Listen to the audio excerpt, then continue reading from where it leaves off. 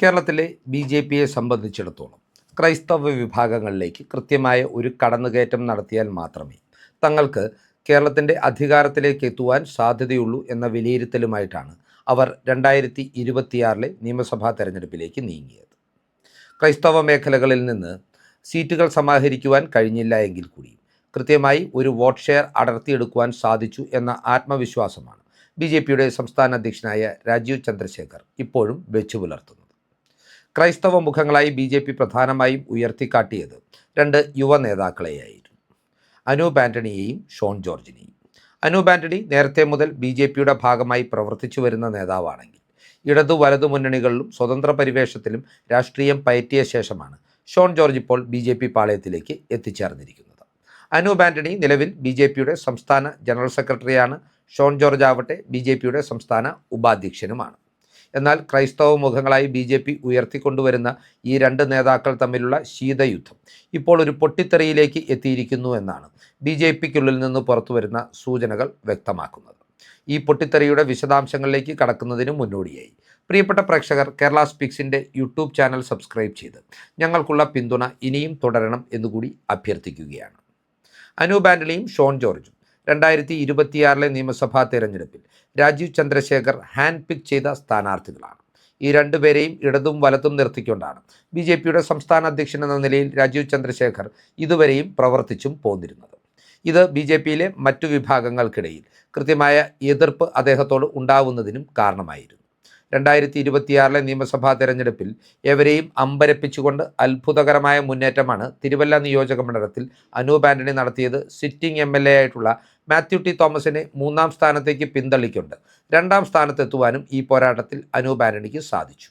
ഇനി ഷോൺ ജോർജിലേക്ക് വരുമ്പോൾ പാലായിലെ ബി.ജെ.പിയുടെ ചരിത്രത്തിൽ തന്നെ അവർക്ക് നേടാൻ കഴിഞ്ഞ ഏറ്റവും വലിയ വോട്ട് ഷെയറാണ് ഷോൺ ജോർജ് പാലായിൽ ഈ തെരഞ്ഞെടുപ്പിൽ നേടിയെടുത്തത്. ഇഞ്ചോടിഞ്ച് പോരാട്ടം, ഒരു ത്രികോണ മത്സരം എന്ന പ്രതീതിയിലേക്ക് പാലായിലെ നിയമസഭാ തെരഞ്ഞെടുപ്പ് പോരാട്ടത്തെ എത്തിക്കുവാനും ഷോൺ ജോർജിന് സാധിച്ചു. അതിനാൽ തന്നെ ഈ രണ്ടുപേരെയും നിലനിർത്തിക്കൊണ്ട് മുൻപോട്ട് പോകുവാനാണ് ബി.ജെ.പി സംസ്ഥാന നേതൃത്വവും കേന്ദ്ര നേതൃത്വവും ആഗ്രഹിച്ചിരുന്നത്. എന്നാൽ ഈ രണ്ടു പേർക്കുമിടയിൽ ഇപ്പോൾ രൂക്ഷമായ അഭിപ്രായ ഭിന്നത ഉടലെടുത്തിരിക്കുകയാണ്. ഈ രണ്ടു പേർക്കുമിടയിൽ അഭിപ്രായ ഭിന്നത ഉടലെടുത്തതിന് കൃത്യമായ ഒരു കാരണവുമുണ്ട്. ബി.ജെ.പിയെ സംബന്ധിച്ചിടത്തോളം പത്തനംതിട്ട പാർലമെൻറ്റ് മണ്ഡലം എന്ന് പറയുന്നത് അവർക്കൊരു എ കാറ്റഗറി പാർലമെൻറ്റ് മണ്ഡലമാണ്. 2024 പാർലമെൻറ്റ് തിരഞ്ഞെടുപ്പിൽ എ.കെ. ആൻ്റണിയുടെ മകൻ അനിൽ ആൻ്റണിയെ ഇവിടെ സ്ഥാനാർത്ഥിയായി മത്സരിപ്പിച്ചിട്ട് പോലും കൃത്യമായ ഒരു വോട്ട് ഷെയർ നേടുവാൻ അവർക്ക് സാധിച്ചു എന്നുള്ള വിലയിരുത്തലുകൾ ബി.ജെ.പിക്ക് ശക്തനായ ഒരു സ്ഥാനാർത്ഥി പത്തനംതിട്ടയിൽ ഉണ്ടായാൽ ആ പാർലമെൻറ്റ് മണ്ഡലം പിടിച്ചെടുക്കുവാൻ കഴിയുന്ന ഒരു അന്തരീക്ഷം ഉണ്ടാക്കും എന്ന നിലയിലുള്ള വിലയിരുത്തലുകളും ഇപ്പോൾ സജീവമാണ്. അതുകൊണ്ട് തന്നെ അനൂപ് ആൻ്റണിയും ഷോൺ ജോർജും ഈ മണ്ഡലം ഒരുപോലെ ആഗ്രഹിക്കുന്നുണ്ട്. ഈ മണ്ഡലത്തിന് രണ്ടുപേരും ഒരുപോലെ ക്ലെയിം ഉന്നയിക്കുന്നതാണ് ഇപ്പോൾ ഇവർക്കിടയിലുള്ള ഭിന്നത രൂക്ഷമാകുവാനുള്ള കാരണം. എന്നാൽ ഈ ക്ലെയിമിന് പിന്നിൽ എം.പി ആകുവാനുള്ള ആഗ്രഹം മാത്രമല്ല ഉള്ളത് എന്നതും നമ്മൾ മനസ്സിലാക്കേണ്ടതാണ്. കേരളത്തെ സംബന്ധിച്ച് ബി.ജെ.പിയിലെ സംഘടനാ സംവിധാനത്തിനപ്പുറം, വിജയസാധ്യതകൾക്കപ്പുറം ടിക്കറ്റുകൾക്ക് വേണ്ടി വലിയ മത്സരമുണ്ടാകുന്നത്, സ്ഥാനാർത്ഥിത്വത്തിന് വേണ്ടി വലിയ മത്സരമുണ്ടാകുന്നത് ഫണ്ട് ലക്ഷ്യമിട്ടിട്ടാണ്. ബി.ജെ.പി കേന്ദ്രത്തിൽ അധികാരത്തിൽ ഇരിക്കുന്നത് കൊണ്ട് തന്നെ ഇടതു വലതു മുന്നണികളേക്കാൾ ഒരു പണത്തൂക്കം മുന്നിൽ ഫണ്ടിൻ്റെ കാര്യത്തിൽ നിൽക്കുവാനും അവർക്ക് സാധിക്കുന്നുണ്ട്. പലപ്പോഴും പലരും ബി.ജെ.പിക്ക് വേണ്ടി സ്ഥാനാർത്ഥികളാകുന്നത് ഇത്തരം ഫണ്ട് മോഹിച്ചിട്ടാണ് എന്ന ആക്ഷേപം ബി.ജെ.പി പാളയത്തിനുള്ളിൽ നിന്ന് തന്നെ പലപ്പോഴും ഉയർന്നു വരാറുണ്ട്. ഫണ്ട് തട്ടിപ്പ് വിവാദം ഇപ്പോൾ സംസ്ഥാന ബി.ജെ.പിയെ പിടിച്ചുലച്ചിരിക്കുന്ന ഒരു വിഷയമാണ്. ഈ ഫണ്ട് തട്ടിപ്പ് വിവാദത്തിൻ്റെ പശ്ചാത്തലത്തിൽ അനൂപ് ആൻ്റണിയെ ദുർബലനാക്കുവാനും രാജീവ് ചന്ദ്രശേഖറുമായി അകറ്റുവാനും ഷോൺ ജോർജ് നടത്തുന്ന നീക്കങ്ങൾ പത്തനംതിട്ട പാർലമെൻറ്റ് സീറ്റ് ലക്ഷ്യമിട്ടിട്ടുള്ള നീക്കങ്ങളാണ് എന്ന ആക്ഷേപമാണ് അനൂപിനോട് അടുത്തു നിൽക്കുന്നവർ ഉന്നയിക്കുന്നത്. അനൂപ് ആൻ്റണിയെ സംബന്ധിച്ച് പറയുമ്പോൾ യുവമോർച്ചയുടെ ചുമതല, പാർട്ടിയിൽ നിന്ന് യുവമോർച്ച എന്ന അവരുടെ യുവജന സംഘടനയുടെ ചുമതല അദ്ദേഹമാണ് വഹിച്ചിരുന്നത്. എന്നാൽ ഈ ചുമതലയിൽ നിന്ന് രാജീവ് ചന്ദ്രശേഖർ അദ്ദേഹത്തെ ഇപ്പോൾ മാറ്റിയിരിക്കുകയാണ്. തിരുവല്ലയും പത്തനംതിട്ടയും ശ്രദ്ധ കേന്ദ്രീകരിച്ച് പ്രവർത്തിക്കുന്നതിന് വേണ്ടിയിട്ടാണ് തന്നെ ഇപ്പോൾ ഈ ചുമതലയിൽ നിന്നും മാറ്റിയത് എന്ന നറേറ്റീവ് പാർട്ടിക്കുള്ളിലും രാഷ്ട്രീയ വൃത്തങ്ങളിലും പ്രചരിപ്പിച്ചുകൊണ്ടാണ് ഇതിൻ്റെ ക്ഷീണം തീർക്കുവാൻ അനൂപ് ആൻ്റണി ശ്രമിക്കുന്നത്. എന്നാൽ ഫണ്ട് വിവാദവുമായി ബന്ധപ്പെട്ട് അനൂപ് ആൻ്റണിക്ക് കൃത്യമായ റോളുണ്ട് എന്നും ഷോൺ ജോർജ് രാജീവ് ചന്ദ്രശേഖരനെ ധരിപ്പിച്ചതിൻ്റെ അടിസ്ഥാനത്തിലാണ് അനൂപ് ആൻ്റണിക്ക് ഒരു സ്ഥാനചലനം ഉണ്ടായതെന്ന് ചില രാഷ്ട്രീയ കേന്ദ്രങ്ങളിൽ നിന്നുള്ള റിപ്പോർട്ടുകൾ സൂചിപ്പിക്കുന്നുണ്ട്. ഏതൊക്കെയാണെങ്കിലും ഷോൺ ജോർജിൻ്റെ ഈ നീക്കത്തോട് അനൂപ് ആൻ്റണിക്ക് വലിയ രീതിയിലുള്ള അതൃപ്തിയുണ്ട്. ഇത് കേന്ദ്ര നേതൃത്വത്തെ അറിയിക്കുവാൻ അദ്ദേഹം തയ്യാറെടുക്കുകയാണ് എന്ന സൂചനകളും പുറത്തു വരുന്നുണ്ട്. കേന്ദ്ര നേതൃത്വവുമായി ഏറെ അടുപ്പമുള്ള കേരളത്തിലെ BJPയിലെ ഒരു പ്രധാനപ്പെട്ട നേതാവാണ് അനൂപ് ആന്റണി. 2026 നിയമസഭാ തിരഞ്ഞെടുപ്പിൽ അനൂപ് ആന്റണിയുടെ പ്രചരണത്തിന് വേണ്ടി തിരുവല്ലയിൽ സാക്ഷാൽ പ്രധാനമന്ത്രി നരേന്ദ്രമോദി തന്നെ എത്തുകയും അനൂപ് ആന്റണിയെ വ്യക്തിപരമായി വലിയ രീതിയിൽ പുകഴ്ത്തുകയും ചെയ്തത് വലിയ തലക്കെട്ടുകൾ സൃഷ്ടിച്ചിരുന്നു. 2026 പാലായിലേക്ക് നരേന്ദ്രമോദിയോ അമിത്ഷായോ പ്രചരണത്തിനായി എത്തിക്കുവാൻ കഴിയാതിരുന്നതിന് പിന്നിലും അനൂപ് ആന്റണിയുടെ ചില നീക്കങ്ങളാണെന്ന് ഷോൺ ജോർജും വിലയിരുത്തുന്നുണ്ട്. അനൂപ് ആന്റണിയെയും ഷോൺ ജോർജിനെയും സംബന്ധിച്ച് 2026 നിയമസഭാ തെരഞ്ഞെടുപ്പിൽ പണക്കൊഴുപ്പിന്റെ പ്രചരണ തന്ത്രങ്ങളാണ് അവർ ഒരുക്കി തീർത്തത്. വ്യാപകമായി പണം വാരി എറിഞ്ഞുകൊണ്ടാണ് അവർ ഈ നിയമസഭാ തെരഞ്ഞെടുപ്പിൽ കൃത്യമായ മുന്നേറ്റമുണ്ടാക്കിയതെന്ന് രാഷ്ട്രീയ എതിരാളികൾ ആരോപിക്കുന്നുണ്ട്.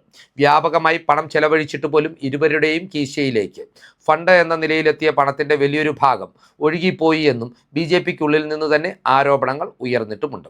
BJPയിൽ നിന്ന് പൂർണ്ണമായി കിട്ടിയ ഫണ്ട് പോലും ചെലവഴിക്കേണ്ടി വരാത്ത ഒരു സാഹചര്യമായിരുന്നു നിയമസഭാ തെരഞ്ഞെടുപ്പിൽ ഈ രണ്ട് സ്ഥാനാർത്ഥികൾക്കും ഉണ്ടായിരുന്നതെന്നും BJPയിൽ നിന്ന് കേന്ദ്ര ഫണ്ടായി ലഭിച്ച ഫണ്ടിന്റെ ബാക്കിയും അതിനു പുറമെ പിരിവെന്ന നിലയിൽ സംസ്ഥാനത്ത് നിന്ന് സമാഹരിച്ച കോടിക്കണക്കിന് രൂപയും ഇവർക്ക് മിച്ചം വന്നു എന്നുമാണ് BJPയിലെ ഇവരോട് എതിർത്ത് നിൽക്കുന്ന വിഭാഗങ്ങൾ രഹസ്യമായി ആരോപണം ഉയർത്തുന്നത്.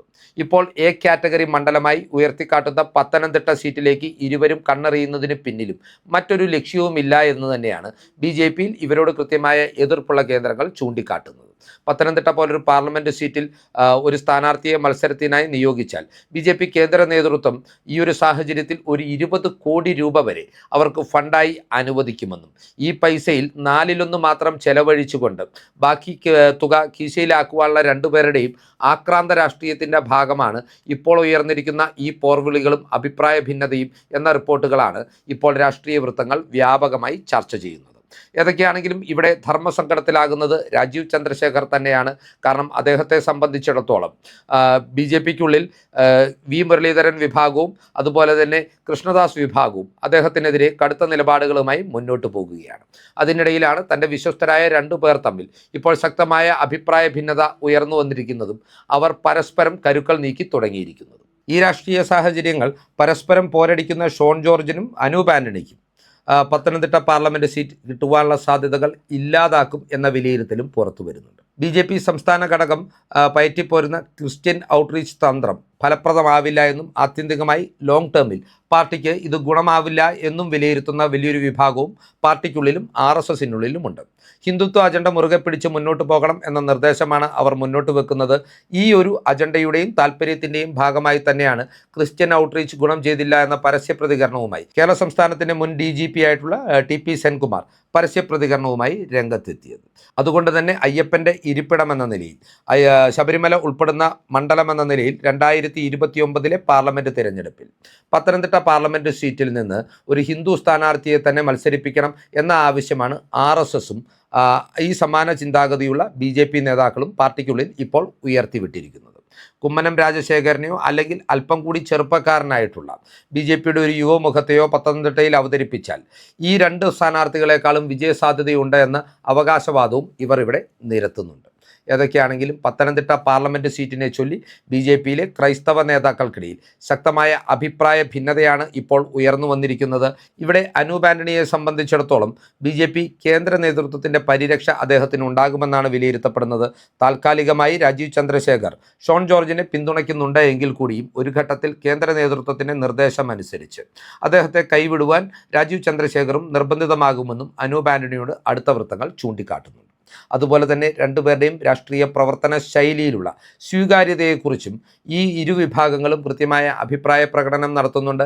അനൂപ് ആന്റണി ക്രൈസ്തവ സഭകൾക്കും കേന്ദ്ര സർക്കാരിനും ഇടയിലെ ഒരു പാലമായി പ്രവർത്തിക്കുമ്പോൾ ഷോൺ ജോർജ് കൃത്യമായി ഒരു ഇസ്ലാമോഫോബിയ എന്ന അജണ്ട ജനങ്ങൾക്കിടയിലേക്ക് പ്രചരിപ്പിച്ചുകൊണ്ട് ക്രൈസ്തവ വിഭാഗങ്ങളിലേക്ക് കടന്നു കയറ്റുന്ന നീക്കങ്ങൾക്കാണ് മുൻഗണന നൽകുന്നത്.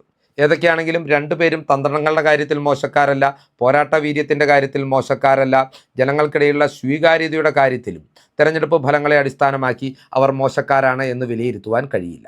ഇത്തരത്തിൽ BJPക്കുള്ളിൽ പണ്ടേ ദുർബല പിന്നെ ഗർഭിണി എന്ന് പറയുന്നത് പോലെ ശക്തരായ രണ്ട് യുവനേതാക്കൾ തമ്മിലുള്ള ഒരു വിഭാഗീയതയും ശീതയുദ്ധവും പൊട്ടിത്തെറിയിലേക്ക് കാര്യങ്ങളെ എത്തിക്കുമ്പോൾ അത് സംസ്ഥാന BJPയുടെ പ്രതിച്ഛായയെ തന്നെ ആകമൊത്തം ബാധിക്കുമെന്നും ക്രിസ്ത്യൻ ഔട്ട്റീച്ച് എന്ന തന്ത്രം തന്നെ BJPക്ക് ഒരു വിനയായി മാറുമെന്നുമുള്ള വിലയിരുത്തലുകളും സജീവമാണ്. ഈ രാഷ്ട്രീയ ചിന്തകൾ പ്രേക്ഷകർക്കായി പങ്കുവെച്ചുകൊണ്ട് ഈ വീഡിയോ ഇവിടെ അവസാനിപ്പിക്കുകയാണ്. കൂടുതൽ രാഷ്ട്രീയ വാർത്തകൾക്കും വിശകലനങ്ങൾക്കുമായി ഞങ്ങളുടെ ചാനൽ സബ്സ്ക്രൈബ് ചെയ്യുക. നന്ദി.